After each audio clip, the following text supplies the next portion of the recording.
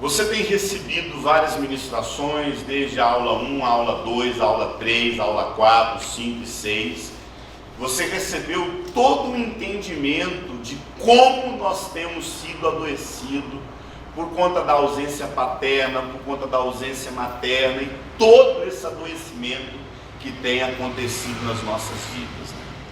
Eu costumo falar que todos nós, todo mundo que está aqui nesse ambiente, desde o momento que nasceu, quando você tinha 1 ano, 2 anos, 3 anos, você estava inconscientemente, e à medida que a gente vai crescendo, a gente vai até, acredite, a gente vai piorando essa inconsciência de que nós estamos em busca de alguma coisa. Todos nós estamos em busca de alguma coisa. Você está em busca de um pai que você perdeu, você busca isso no namorado. Quantas meninas acham que elas estão buscando um esposo? Não estão. Estão buscando um pai que não teve. Ou até mesmo um pai que teve, mas que foi um pai extremamente ausente, adoecido, e a menina está tentando achar na vida desse namorado um pai que ela não teve. Às vezes você busca no namorado o pai que você teve, um pai presente, um pai que orientou. Às vezes o cara está buscando na menina, na namorada, está buscando uma patroa. Sabia que às vezes você busca até num patrão, num líder, um pai e uma mãe que você não teve. Agora escute, quando essa busca, como eu disse, todos nós estamos buscando alguma coisa, buscando ser amado, buscando ser reconhecido, buscando ser desejado. Foi feita uma pergunta para 2 psicanalistas, até que criaram quase todo o pensamento psicanalítico do mundo, que Freud, depois um outro que fez uma releitura dos ensinos de Freud, dos escritos de Freud, que foi Lacan, e perguntaram para Freud, e Lacan também falou um pouco sobre isso, qual é o maior desejo do ser humano, e foi dito que, escrito também, que o maior desejo do ser humano é o desejo de ser desejado. Você fica bem quando sabe que seu pai desejou o seu nascimento? Você fica bem quando sabe que a sua mãe desejou que você nascesse? Ou até mesmo como a gente fica frustrado quando fica sabendo que a gente não foi desejado? Eu não sei, pai tem essa mania de falar para os filhos que não planejou a vinda dele. Para que isso? Você não planejou, mas Deus na cabeça dele planejou. Só que muitas vezes, amado, quando a gente fica sabendo que a gente não foi desejado nem pela pessoa que nos trouxe ao mundo, isso produz ferida em nós. Todos nós estamos buscando ser desejados. A mulher busca isso do esposo, o esposo busca isso da mulher, os filhos buscam isso do pai. Você aprendeu isso quando eu dei uma aula para vocês sobre criação de filho. Como a criança precisa ser desejada pela mãe, como a criança precisa sentir parte de uma família. Agora escute, quando esse desejo, quando essa busca por alguém, por um pai, por uma mãe, sei lá, por algo que você deseja mais, ser amado, quando essa busca é adoecida, nós cometemos as piores decisões da vida. E o nome que eu tenho dado para essa busca adoecida é carência. Porque quando a gente fala de carência, carência é um vazio que ficou no nosso coração e nós tentamos preencher esse vazio a todo custo. Agora, quando esse vazio, como eu disse, é adoecido, eu tenho chamado esse vazio de carência.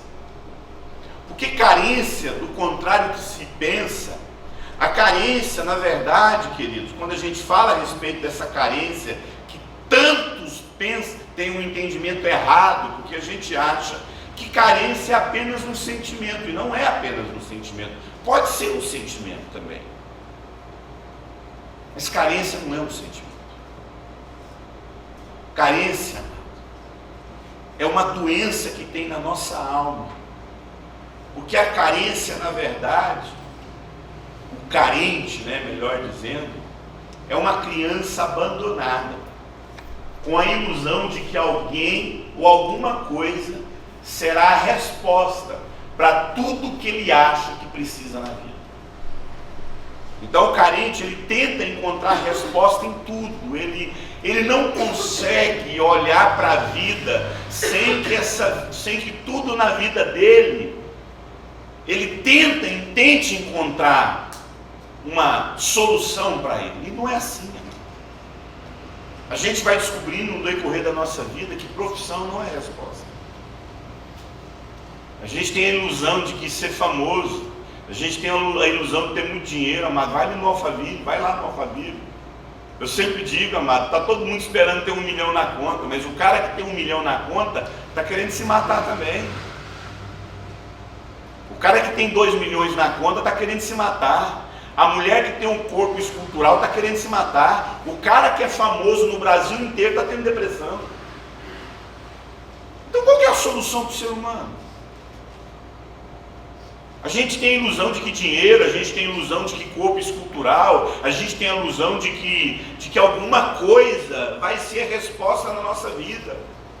Por quê? Escute o que eu tenho para falar para você. Carência não é um sentimento que você tem dentro de você e está tentando achar alguém para suprir esse sentimento. Carência não é algo que você tem dentro de você e precisa achar alguém para te suprir. Não. Escute. Carência é uma doença que precisa ser curada. Porque carência não se supre, carência se cura. Carência é uma doença que está dentro de nós e nós temos que encarar que por conta dessas carências nós tomamos as piores decisões. Por conta das nossas carências nós abandonamos marido. Por conta das carências nós abandonamos filho. Por conta das carências nós abandonamos ministério. Por conta das carências nós traímos até mesmo quem amamos. Tem uma frase que as pessoas dizem que toda pessoa tem um líder que merece. Quem já ouviu essa frase? Você tem um líder que você merece. Amado, eu acredito que em alguns casos específicos, e alguns casos específicos, eu posso acreditar que Deus coloca um líder na vida daquela pessoa, que é aquele líder que a pessoa precisa. Às vezes um líder que é firme com ela, às vezes um líder que é amoroso, porque ela foi abusada pelo pai, às vezes aquele líder está ali para consolá-la, para conquistar o coração que teve rejeição por autoridade. Mas sinceramente, amado, nesses anos de aconselhamento que eu tenho, eu por várias vezes, por dezenas de vezes eu vi que a pessoa não teve o líder que ela merecia.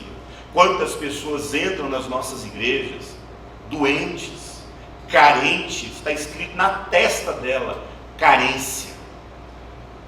A moça, a mulher traída, a mulher abandonada, o cara doente, entra no gabinete pastoral para abrir o coração, para mostrar suas fraquezas, e a partir dessa fraqueza exposta, o líder toma ocasião dessa fraqueza e se envolve com a ovelha. Quantos casos de pastores que recebem uma moça dentro do gabinete, que foi abusada, que foi traída, que é carente, extremamente carente. Eu sei do que eu estou falando. Vocês vão ter aula de aconselhamento, vocês vão entender os perigos que muitas vezes a gente enfrenta no aconselhamento. Amado, tem pessoas, eu já tive situações, e eu vou falar isso na aula de aconselhamento, que quando a menina me chamou para o aconselhamento, ela marcou um aconselhamento, a moça marcou um aconselhamento para mim, a forma como ela estava contando a vida dela, ela não estava desabafando, ela estava contando uma história erótica. E quem está desse lado aqui ouvindo, precisa ter muito discernimento que você está diante de uma pessoa que pode ter a maior fantasia da vida, que a maior fantasia sexual é o quê? Se envolver com o quê? Com um pastor, com um líder, com um pregador. E o cara precisa ter muito, e não estou falando só de mulher, estou falando de homem também. Quantas mulheres, homens que entram dentro de uma igreja para derrubar uma líder, para derrubar um obreiro, uma discipuladora, um membro. E muitas das vezes, escute, nós como pastores e líderes, principalmente nós como líderes, nós temos que ser muito resolvidos nas nossas carências. Porque você vai lidar com gente fraca. Você vai lidar com situações que ninguém lida. Seja sincero, você na sua vida, você tem a oportunidade de ouvir toda semana 3, 4 pessoas contando pecado para você? Você tem essa oportunidade? Não tem, nós temos. Entenda, muitas das vezes quando você está dentro de um gabinete, dentro de uma sala pastoral, dentro de um consultório, ouvindo uma outra pessoa, escute. Você pode estar diante de uma pessoa que ela não quer se envolver com você, mas a doença emocional dela é tão forte, que ela não consegue falar não para alguém que está seduzindo. E muitas vezes quem está seduzindo é o pastor que viu na vida daquela ovelha uma fraqueza emocional. Quem está entendendo o que eu estou dizendo? Amém. Uma vez eu aconselhando uma moça, ela tinha sido abandonada pelo pai, traída pelo pai, fragilizada, perdeu a virgindade com o namorado abandonou, ela passou por um processo até de abandono mesmo, e ela entra no gabinete pastoral, começa a conversar com esse pastor, se envolve sexualmente com esse pastor, estava se sentindo a pior pessoa do mundo. Eu falei assim, vem cá, imagine uma criança de 1 aninho de idade, que você levanta ela no ar e fala, se solte.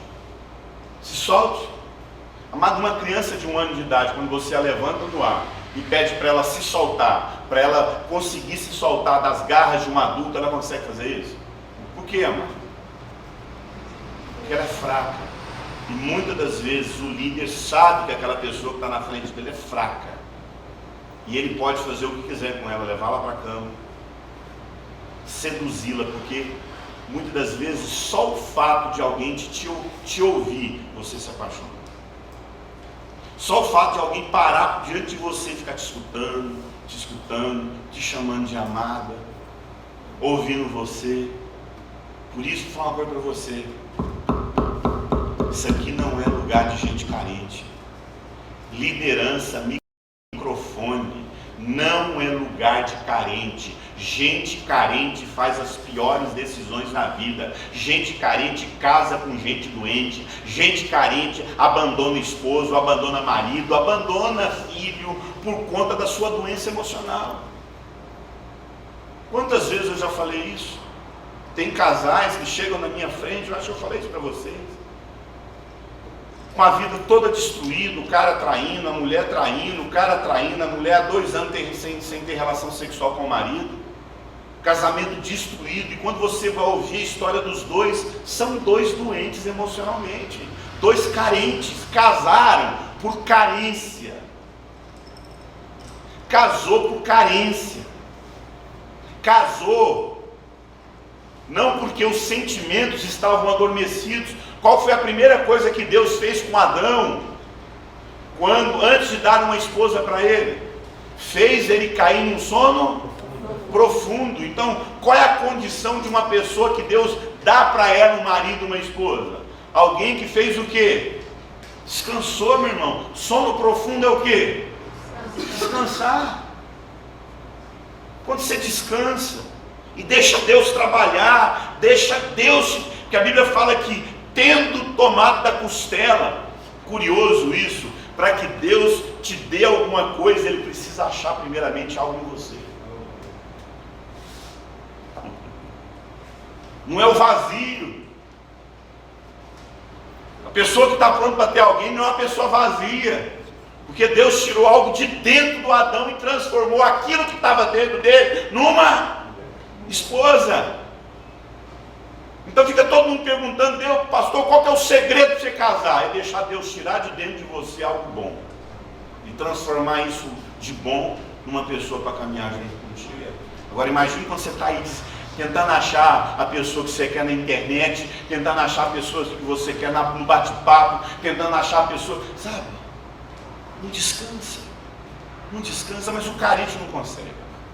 O carente, ele nunca consegue descansar, porque o carente é agitado. Eu estava, curiosamente, essa mensagem lidando com as carências, ela tem na internet. Eu estava hoje, depois de muitos anos, ela tem lá, se eu não me engano, quase 100 mil visualizações. Eu estava dando uma lida lá nos comentários, né? E é engraçado que as pessoas escreveram lá. Essa mensagem só pode ser pregada por quem já é casado. É fácil pregar isso quando é casado. Eu quero ver se é solteiro. Você está vendo? Você está vendo como as pessoas acreditam que a gente só consegue ser puro? O quê? Casado? Senhor, não vou falar uma coisa para você, mano. Os piores pecados que eu já ouvi foi de casado. Amado, eu conheço pessoas que quando era solteiro, aprontou lá, mas parece que quando o cara casa, escute, meu, o calibre do Satanás na vida de um solteiro, amado, é um calibre pequeno. Mas quando você casa, o calibre do diabo, amado, é para arrebentar com a vida do cara e do menino. Aí quando eu fiquei lendo aquele comentário lá na minha mensagem, lidando com as carências que está no YouTube, eu falei, cara, o cara não entendeu nada com o que ele ouviu. Porque eu não estou falando de uma pessoa que consegue viver santidade só porque é casada, pelo amor de Deus, meu irmão. Parece que depois que a gente casa, aí que fica pior. Eu não vou pedir para você levantar a mão, porque senão você vai ter que conversar mais tarde com sua mulher, com seu marido. Mas quando a gente casa, parece que é pior, gente. E parece não, é pior. Então quando eu li aquele comentário lá, é fácil pregar isso quando é casado. Vou falar uma coisa para você, amado. Eu acho mais fácil viver santidade solteiro do que casado, na boa. Na boa. Eu acho que o solteiro tem muito mais capacidade de buscar a Deus do que um casado. Ah, mas o Paulo falou, não. O Paulo falou, se tiver abrasado, é melhor que casa. Mas ele falou o quê? Aquele que é solteiro, ele vai ter tempo para fazer o quê? Buscar as coisas do Senhor. Mas na nossa cabeça parece que a gente, quando a gente é casado, a gente é solteiro, a gente tem que buscar as coisas do capeta. E só depois que a gente casa que a gente vai buscar as coisas do quê? Mas falando para você, pode perguntar para qualquer pastor. A maioria das pessoas quando casam, a maioria, elas não despertam na fé. O que acontece com ela? A maioria das pessoas quando casa faz o quê? Esfria da fé. Quem sabe o que eu estou falando aqui? É desse jeito, amado. E quando eu li aquele comentário, eu falei, meu Deus, não entendeu nada do que eu vi. Querido, carência é uma doença na nossa alma, que independentemente se a gente é casado, se a gente é solteiro, essa doença, meu irmão, ela tem que ser tratada. E quando você casa e não trata as doenças da sua alma, não trata as suas carências, isso piora na vida de casado. Isso piora. O carente, amado, porque o carente ele não consegue entender que tudo na vida dele ele faz na tentativa de achar nas coisas ou em alguém a resposta para o vazio que tem dentro dele. O carente é como um buraco negro. Ele sai engolindo, sabe a ideia do buraco negro, assim, que sai engolindo toda a matéria para dentro dele, aquilo lá, nem, sabe, engole. O carente, ele não está satisfeito com ninguém. Ele pode ter a mulher mais linda, ele tem a ilusão de que essa pessoa vai ser a solução, mas quando ele casa, quando ele está com alguém, ele não quer aquilo mais, ele quer outra coisa. E eu sei do que eu estou falando, eu sei do que é essa doença. Isaías 64 diz que a justiça do homem é como o trapo imundo. A justiça do homem é como o trapo imundo. Agora olha só que interessante. Justiça é aquilo que é certo ou é aquilo que é errado? Certo. Então a Bíblia está dizendo que aquilo que o homem faz de certo é como trapo imundo. Aquilo que o homem faz de certo é como o trapo imundo. E o que é o trapo imundo? Durante muito tempo eu achava que o trapo imundo era o absolvente da mulher ali do Antigo Testamento. Pode até ser, porque esse tempo na vida da mulher era rejeitada. Mas quando esse texto de Isaías 64 diz que o homem como a justiça do homem como o trapo imundo, o trapo imundo lá é um leproso que, na tentativa de esconder a sua lepra, para que ele não fosse rejeitado pela comunidade, ele pegava perfume e jogava num pano, numa faixa, jogava muito perfume, e pegava aquele pano perfumado e enrolava a sua lepra para enganar todo mundo, para ninguém ver que ele tinha uma doença. Mas com o tempo, os líquidos, o pus da ferida passava para o trapo, e o trapo apodrecia e ficava como? Imundo. Escute, existe uma doença na sua vida chamada carência, e você acha que essa doença ela é resolvida quando você encontra alguém. Sabe uma coisa, eu vou casar. Sabe uma coisa, eu vou encontrar aquela menina lá, aquele rapaz. Eu estou nessa vida de pecado aqui, eu estou nessa vida de imoralidade, de pornografia. Eu vou casar com essa pessoa, e aí quando eu casar com essa pessoa, isso vai resolver. Não vai. Com o tempo, você apenas cobriu a sua doença com esse casamento bonitinho. Aquele apartamentinho com cheirinho de casa nova, aquela mobiliazinha tudo novinha, sabe? Aquele chãozinho branquinho, né? O Goiânia fala isso, não, apartamento novinho, tudo branquinho o chão. Mas se vá pretejando, você não sabe o que vira, né? Você não tem noção, essa doença que tem dentro de você vai passando para o outro.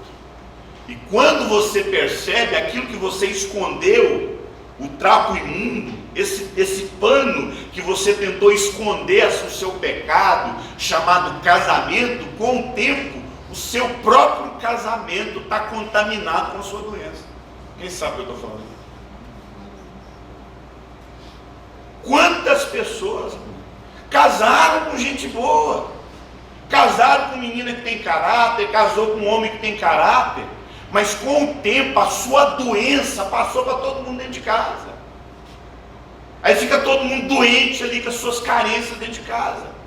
Eu conheci uma mulher tão carente, que ela falou assim para mim: pastor, eu era tão carente que eu não suportava meu marido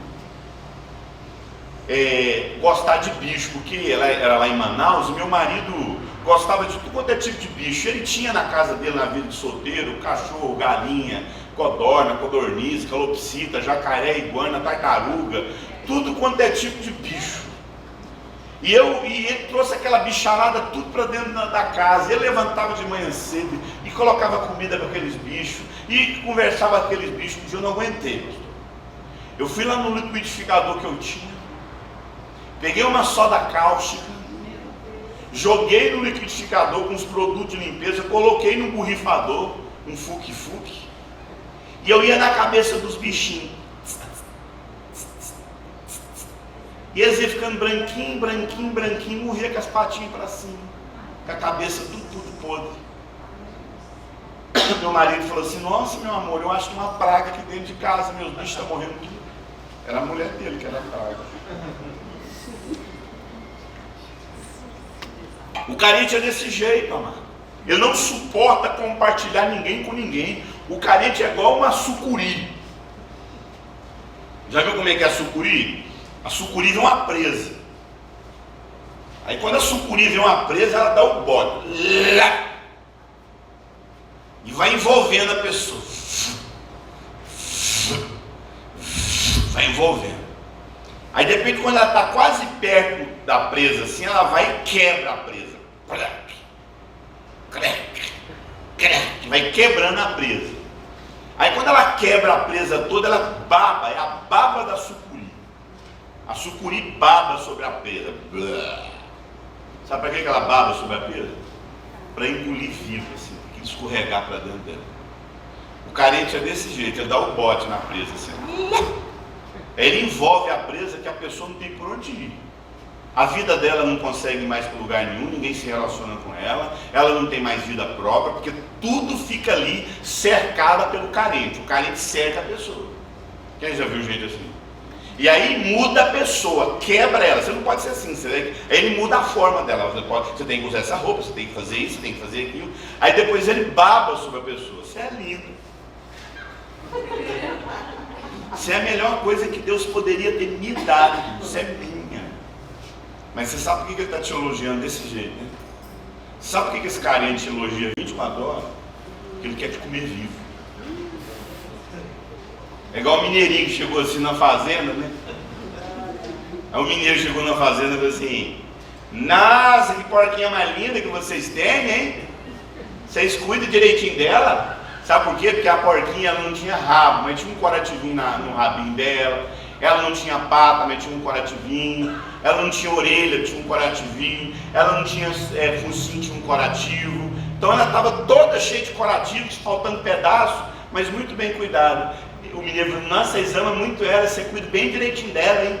Aí o outro falou assim: não, é porque a gente está comendo ela viva. O carente é assim, ó. Até aquilo que ele faz pela pessoa, ele está fazendo não porque ele ama a pessoa. Aquilo é a maior dívida que a pessoa está acumulando com o carente. Tudo que o carente faz por alguém vira dívida. Era melhor nem ter dado. Não quero não. Porque eu não quero ficar devendo para ti, né? E está fazendo as coisas, mas está aqui não, está na academia desde janeiro. Visitei, dei um presente, amei, cuidei, está lá a nota promissória. Eu nunca esqueci a história de uma mulher. Eu vou falar uma coisa para você, eu considero uma das histórias, inclusive na terceira edição do livro Lidando com as Carências, eu quero escrever a história dessa mulher. Eu nunca tinha ouvido uma história de uma mulher tão carente. Essa mulher, ela chegou para mim numa cidade aí do Brasil, no sul do Brasil. Ela falou assim: pastor, eu nunca entendi porque eu tinha feito algo. Até o dia que eu ouvi a sua história, eu li o seu livro sobre carência. E eu queria compartilhar com o senhor. Eu fui abandonada pela minha mãe quando eu nasci. Eu sou fruto de um adultério da minha mãe. E o esposo da minha mãe falou que ele só continuaria com ela se ela me abandonasse no momento que eu nascesse. Que ele não queria o filho do adultério. Ele quis ficar com ela, desde que ela me desse para alguém quando eu nascesse, quando eu tivesse nascido. E ela me deu com uma tia minha. Eu fui viver numa cidade grande, e eu fui morar nesse lugar, e quando eu tinha mais ou menos assim, os meus 12 anos de idade, eu fugi de casa da minha tia, dessa parente da minha mãe, não lembro se era tia dela, mas era uma parente da mãe, e eu fui morar, eu fui ser garota de programa com 12 anos de idade. Eu fui garota de programa dos 12 aos 19 anos. Quando eu fiz 19 anos, pastor, eu passei por um acidente. E como eu era garota de programa, não tinha quem cuidasse de mim, porque esse acidente me paralisou do pescoço para baixo. Só que o assistente social disse que eu iria voltar aos movimentos, mas que eu tinha que ter alguém cuidando de mim. Lá na casa de prostituição, até porque eu morava sozinha, eu não tinha quem cuidasse de mim. Tiveram que acionar minha mãe. Minha mãe teve que me receber. Minha mãe começou a cuidar de mim. Minha mãe me dava banho, minha mãe me dava comida, minha mãe me limpava. E o assistente social, a médica lá, junto com o assistente social, disse que os meus movimentos iriam voltar em 6 meses. De 6 a 1 ano, os meus movimentos iriam voltar, porque o trauma que eu sofri era reversível, porque era apenas um inchaço, e quando esse inchaço e essa inflamação acabasse, eu voltaria os meus movimentos. Só que eu comecei a gostar de ver minha mãe cuidar de mim. Eu comecei a gostar de ver minha mãe fazer por mim o que ela nunca fez na vida. Pastor, ela me dava agulhadas na perna, no pé, e eu comecei a me preparar psicologicamente para aguentar aquelas torturas, para eu poder ficar o máximo de tempo sendo cuidado por ela. Pastor, eu fiquei 3 anos fingindo que eu era paralítico, só para minha mãe cuidar de mim. Escute, você está vendo o que uma carência é capaz de fazer? O carente acha que ele está com alguém porque ele ama. Não, ele está com essa pessoa que é doente. O cara espanca a mulher, porque gente resolvida fala: aqui não, querido, aqui você não encosta a mão. Eu vou te denunciar. O que tem de gente carente acreditando que o que ele sente pela outra é amor, e não é, porque o carente ele não consegue diferenciar amor de doença, admiração de obsessão. O carente ele não consegue separar, ele não consegue separar aquilo que ele sente de adoecido por alguém do que aquilo que é algo saudável que todo ser humano precisa sentir. Mas, amados, eu vou falar uma coisa para você. Eu poderia ficar falando aqui 2 horas sobre carência, várias horas sobre testemunho de gente carente no mundo, que eu ouvi, que eu conheço, mas eu sei que o problema é pior. Eu sei que quando a gente fala de carência, nós estamos falando de um problema pior, porque quando a gente fala de carência, nós não estamos falando apenas de um quadro de rejeição, de abandono, que a gente sofreu desde a infância e vem produzindo uma doença dentro de nós. Não, amado, carência é pior do que isso. Carência, amado, como eu disse para você, é uma doença da alma? Sim, é uma doença da alma, mas escute, essa carência tem origem em algo muito mais profundo do que você pensa. Porque essa carência nasceu lá no Éden. Foi lá no Éden que começou toda essa doença. Foi lá no Éden que começou todo esse adoecimento. Por quê? Porque eu queria falar aquilo que eu tenho chamado a crise da maioria de todos os cristãos. Tem uma crise que os cristãos vivem e que eu queria apresentar para vocês esse texto aí de Gênesis 1, 28. Gênesis 1, 28. E eu queria mostrar para vocês aonde começou todo o problema. Aonde foi que começou todo esse adoecimento na vida da maioria dos cristãos, que é aquilo que eu falo que é a crise entre a carência, que a gente confunde, e o dom de Deus na nossa vida. Deixa eu te fazer uma pergunta para você, olha aqui para mim. Quando a gente fala de carência e quando a gente fala de dom, porque no exato momento que nós nos convertemos e recebemos o Senhor Jesus, nós passamos a ser a habitação de Deus na nossa vida. Olha aqui para mim, deixa eu falar uma coisa para você nunca esquecer, amém? Escute. Se você puder resumir o que é os 2 sinais de uma genuína conversão,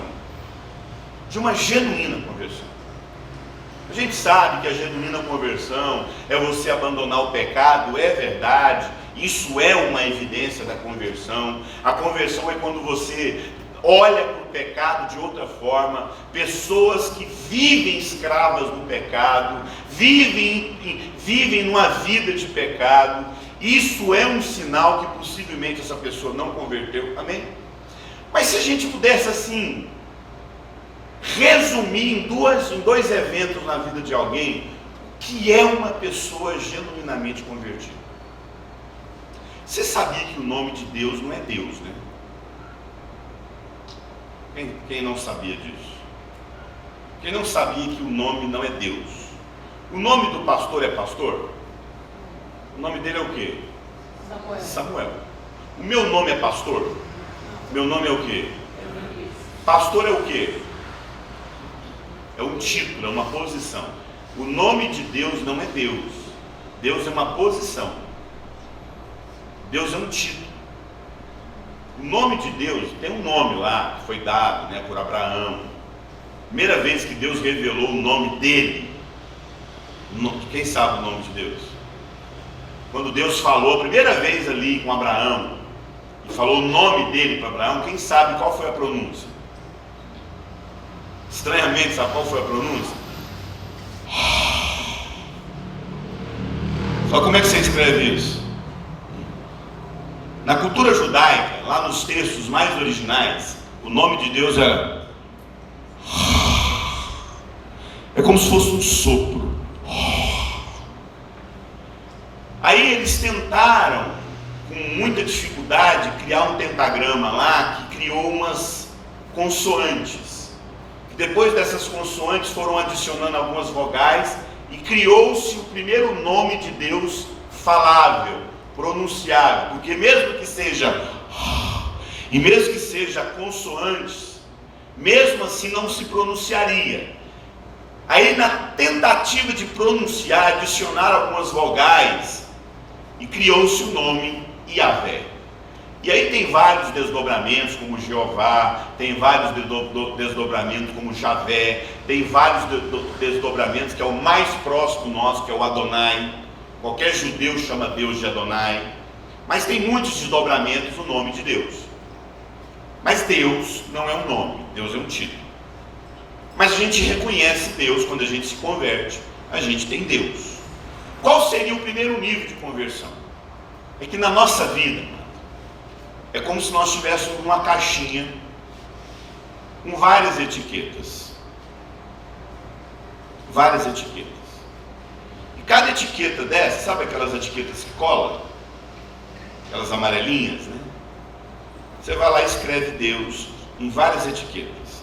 Aí você coloca aquela etiqueta no marido, Deus. Aí você coloca aquela etiqueta no dinheiro, Deus. Aí você coloca aquela etiqueta nos filhos, Deus. Aí você coloca aquela etiqueta na sua profissão, Deus. Aí você coloca aquela etiqueta em você mesmo, Deus. A vida de todo ser humano é assim, gente. Nós somos criadores de deuses. Quando a gente converte genuinamente e a gente conhece o verdadeiro Deus, um dos sinais de que a gente se converteu é que a gente começa a fazer o quê? A recolher essas etiquetas e rasgar. Meu marido não é Deus, meu filho não é Deus, meu dinheiro não é Deus. Por quê? O que não é Deus é tudo aquilo que a gente vive sem.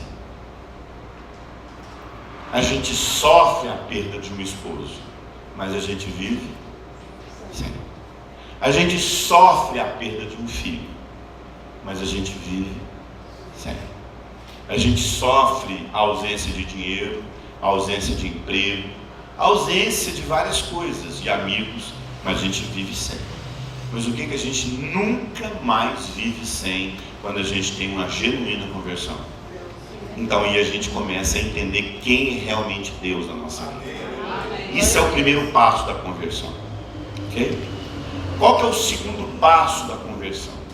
O segundo passo da conversão é quando você deixa de ser um buraco negro, um vazio dentro de você, e você é tomado por uma coisa chamada plenitude e enchimento de Deus em você.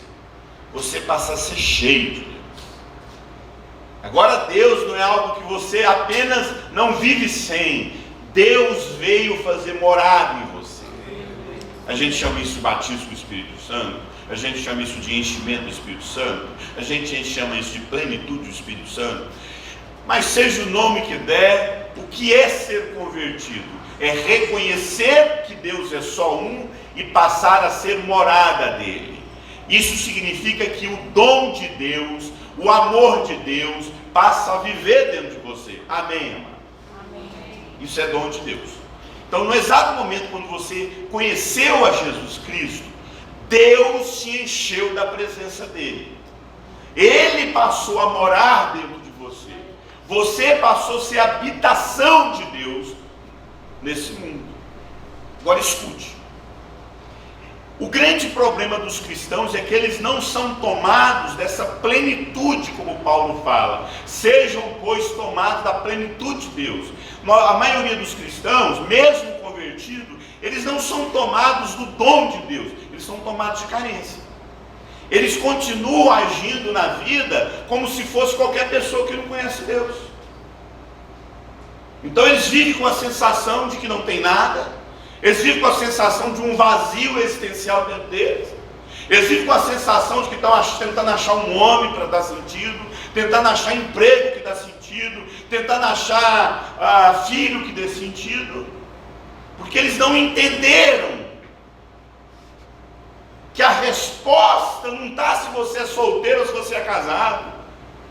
A resposta está o nível de entendimento, de consciência que você tem de Deus derramando o dom dele, que é ele próprio dentro de você, preenchendo seus vazios, preenchendo todo o seu ser, preenchendo toda a sua vida. Para a gente entender isso melhor, essa questão da carência do dom, deixa eu tentar te explicar uma coisa aqui. Que a Bíblia fala, 1 João 4, que assim como ele é, nós somos nesse mundo. Amém? João 4, 1 João 4 vai falar isso.